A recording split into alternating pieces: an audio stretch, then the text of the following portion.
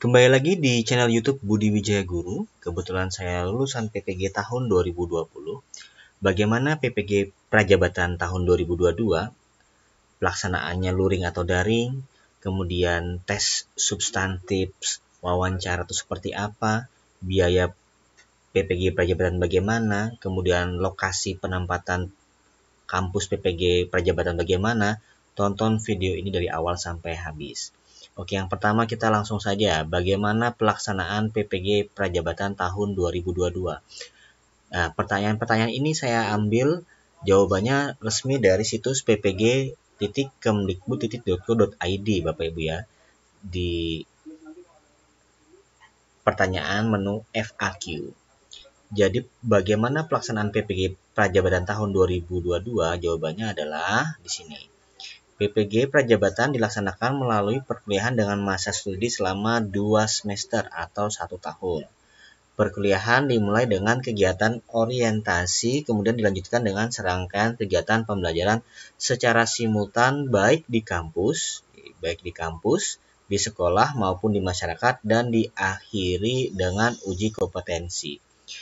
Ini sepertinya kalau melaksanakan secara simultan ini baik di kampus, di sekolah maupun di masyarakat, sepertinya ini identik dengan luring Bapak Ibu ya. Namun ketika kita lihat di sini di hal teknisnya, ada pertanyaan apakah saya harus mempersiapkan laptop, komputer, dan jaringan internet untuk mengikuti PPG Prajabatan secara daring? Nah, jawabannya adalah peserta sangat disarankan untuk menyiapkan peralatan dan sarana penunjang seperti laptop, komputer, dan jaringan internet untuk mengikuti PPG Prajabatan secara daring. Nah, di satu sisi kita harus menyiapkan peralatannya untuk seperti laptop atau komputer dan jaringan internet untuk persiapan secara daring ya. Karena kan biasanya untuk perkuliahan itu kalau daring pakai Zoom biasanya atau Google Meet. Namun ketika di sini dijelaskan ada pembelajaran secara simultan, baik di kampus, di sekolah maupun di masyarakat. Nah, intinya PPG Prajabatan ini kita siapin mental aja, mau luring atau mau daring, bismillah aja, gas aja terus, kan kayak gitu ya, karena ini kesempatan berharga seperti itu ya. Kemudian biayanya juga ada ditanyakan. Kita lihat di oke, sebentar. Apakah mahasiswa PPG Prajabatan tahun 2022 dipungut biaya? Nah, di sini jawabannya adalah mahasiswa PPG Prajabatan tahun 2022 tidak dipungut biaya untuk pendidikan. Biaya pendaftaran dan biaya hidup selama mengikuti pendidikan ditanggung masing-masing mahasiswa. Maksudnya bagaimana? Nah, kalau kita lihat di peraturannya, nah di PDF pengumuman yang resmi diumumkan dari Kemdikbud ya. Jadi masa perkuliahan dan biaya pendidikan PPG Prajabatan tahun 2022. Untuk PPG Prajabatan itu dilakukan selama 2 semester. Dan biaya pendidikannya per semester itu 8.500.000 ya per semester. Jadi kalau 2 semester berarti 17 juta ya. Namun di sini disebutkan calon mahasiswa yang dinyatakan lolos seleksi dan ditetapkan sebagai mahasiswa PPG Prajabatan tahun 2022 akan memperoleh beasiswa dalam bentuk biaya pendidikan sebesar 17 juta rupiah untuk mengikuti perkuliahan selama 2 semester atau 1 tahun. Jadi biaya pendidikannya ya mungkin seperti biaya kita mendapatkan ilmu dari dosen, seperti itu. Intinya dalam perkuliahan itu kita dapat beasiswa itu 17 juta tapi dalam bentuk biaya pendidikan, seperti itu. Nah, sedangkan untuk biaya hidup selama mengikuti pendidikan, nah ini tanda tanya juga nih, biaya hidup ini seperti apa? Apakah nanti luring? Andaikan luring berarti seperti adik tingkat saya ya. Beliau itu dari Kalimantan Tengah di Pulau Pisau, kemudian kalau tidak salah PPG Prajabatannya itu di daerah Pulau Jawa. Otomatis biaya hidupnya ya ditanggung sendiri seperti itu. Mungkin tiket pesawat, kemudian biaya kosnya kayak gitu kan. Ya. makan, minum seperti itu ditanggung oleh mahasiswa seperti itu. Namun jika mungkin ini PPG prajabatannya ini nanti full daring, ya otomatis mungkin biaya kuota internetnya kita tanggung sendiri seperti itu. Kalau biaya pendaftaran udah jelas ya, saya jelaskan di video sebelumnya, itu juga sudah kita harus bayar untuk di setiap tahapnya seperti itu ya. Jadi udah jelas ya terkait pembiayaan untuk PPG Prajabatan tahun 2022. Kemudian ada yang bertanya lagi, di manakah pelaksanaan PPG Prajabatan tahun 2022? Nah, ini jawabannya adalah PPG Prajabatan dilaksanakan di perguruan tinggi, LPTK atau kampus yang ditetapkan oleh Kementerian Pendidikan, Kebudayaan, Riset, dan Teknologi. Nah, jadi ini pusat yang menentukan. Walaupun mungkin kita nanti tesnya di daerah kita sendiri, di kampus dekat kita sendiri, namun ketika pelaksanaan perkuliahan PPG Prajabatan itu yang menentukan adalah pusat, seperti itu ya. Oke, kemudian ada lagi yang bertanya mungkin sasaran PPG nih ya, siapa sih yang bisa ikut PPG Prajabatan? Bagaimana jika sudah masuk data Dapodik? Nah, dan lain sebagainya kan, apakah masih bisa daftar? Nah, ini jawabannya di sini nih. PPG Prajabatan itu sasarannya adalah mahasiswa PPG Prajabatan yang lulusan S1 kependidikan dan non kependidikan yang belum mengajar ya. Belum mengajar dan belum terdaftar di Dapodik, udah jelas di sini ya. Karena perkuliahannya kan selama 2 semester dengan beban kuliah 39 SKS.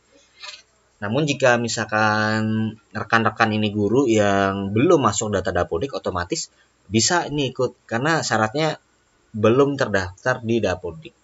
Nah, bagaimana jika Bapak Ibu ingin PPG namun terdaftar di Dapodik? Berarti masuk dalam PPG dan jabatan. Karena PPG dan jabatan ini adalah merupakan program PPG untuk guru yang sudah dalam jabatan yang sudah mengajar, memiliki gelar S1 atau D4 dan terdaftar di Dapodik dan belum memiliki sertifikat pendidik. Nah, seperti itu ya. Namun bedanya kalau PPG dan jabatan ini lebih pendek kuliahnya karena selama kurang lebih ya 3 bulan seperti itu ya. Beda dengan PPG Prajabatan. Namun manfaat PPG Prajabatan ini sama dengan PPG dan jabatan ya. Manfaatnya nih di sini kita lihat, memperoleh sertifikat pendidik, kemudian meningkatkan kompetensi pedagogik, sosial, profesional, dan kepribadian ya untuk memulai karir sebagai guru profesional. Kemudian yang ketiga adalah memperoleh pengakuan sebagai guru profesional, seperti itu. Nah, terkait tesnya ada yang menarik nih. Ada namanya tes substantif ya, kemudian ada tes wawancara. Nah, tes substantif ini seperti apa? Kita lihat di sini. Ini untuk khusus PPG Prajabatan ya, beda dengan PPG Daljab. Nah, untuk tes substantif ini menurut saya seperti tes akademik kayak gitu ya.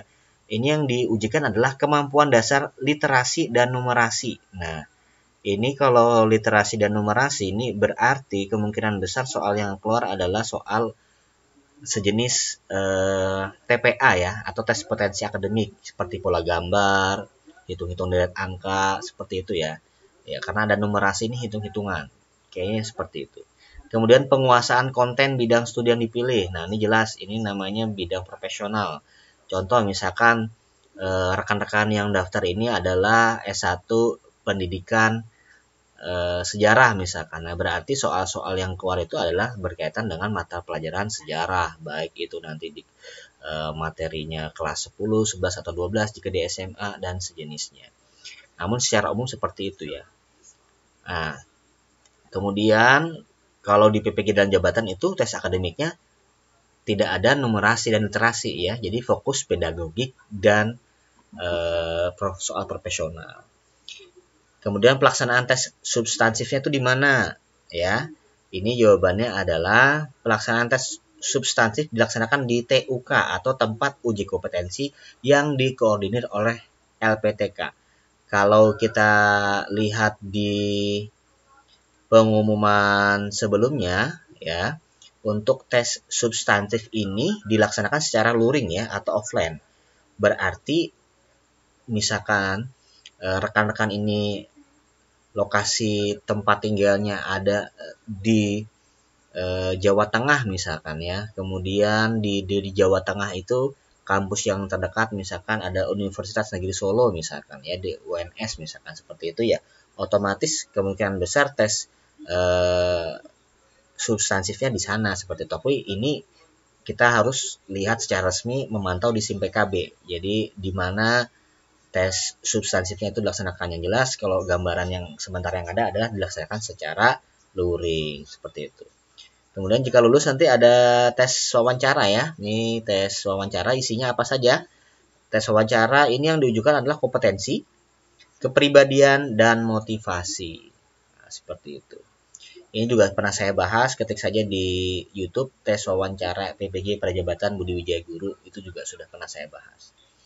Nah, kemudian apalagi yang ingin ditanyakan bisa tulis di kolom komentar ya, karena di sini banyak sekali. Mungkin Bapak Ibu guru atau rekan-rekan adik-adik lulusan S1 keguruan ya, pendidikan bisa lihat sendiri di sini ya. Karena saya hanya menjelaskan yang inti-intinya saja di channel saya, karena banyak yang subscriber saya yang bertanya ya, jadi sudah saya bahas di video ini. Mudah-mudahan bermanfaat ya terkait pengalaman tugas-tugas PPG. Jika PPG dari seperti apa bisa cek di playlist saya, ada namanya playlist PPG Budi Wijaya Guru, bisa dicek di YouTube saya. Terima kasih, salah kilap mohon maaf, jangan lupa di like dan di subscribe. Sukses buat semuanya.